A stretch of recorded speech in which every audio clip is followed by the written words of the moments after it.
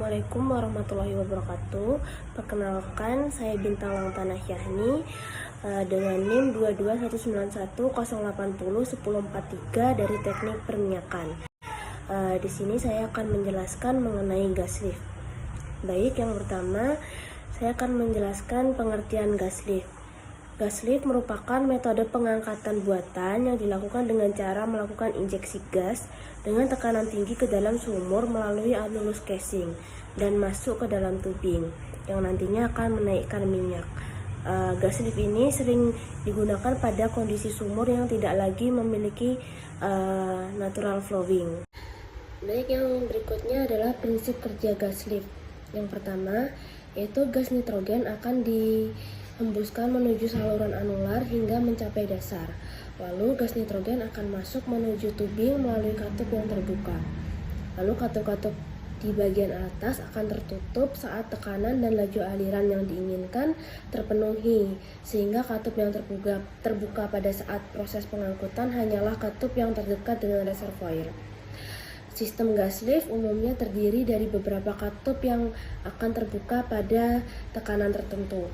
Lalu pengaruh dari tekanan dari gas nitrogen ini adalah menghasilkan gaya angkat atau lift dengan membawa minyak bumi dari reservoir ke atas.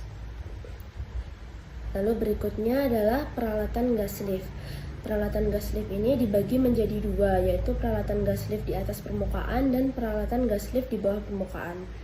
Untuk peralatan gas lift di atas permukaan yaitu wellhead, gas lift Christmas tree, gas kompresor, stasiun distribusi, dan alat pengontrol. Lalu peralatan gas lift di bawah permukaan adalah casing pressure, lalu fluid operated valve, throttling pressure valve, dan combination valve. Yang berikutnya adalah jenis-jenis gas lift. Gas lift ini dibagi menjadi dua, yaitu continuous gas lift dan intermittent gas lift. Untuk continuous gas lift adalah penginjeksian gas yang dilakukan secara terus-menerus ke dalam tubing yang dimaksudkan untuk meringankan kolom cairan yang ada di dalam tubing. Lalu untuk intermittent flow gas lift ini merupakan penginjeksian gas yang dilakukan secara berkala, yang dilakukan pada sumur-sumur yang memiliki volume fluida rendah atau sumur-sumur yang mempunyai productivity index atau PI dan PS yang rendah. Selanjutnya adalah gas lift valve. Gas lift valve dapat dibagi menjadi tiga kategori, yaitu orifice valve, lalu injection pressure operated atau IPO valve, lalu production pressure operated PPO valve.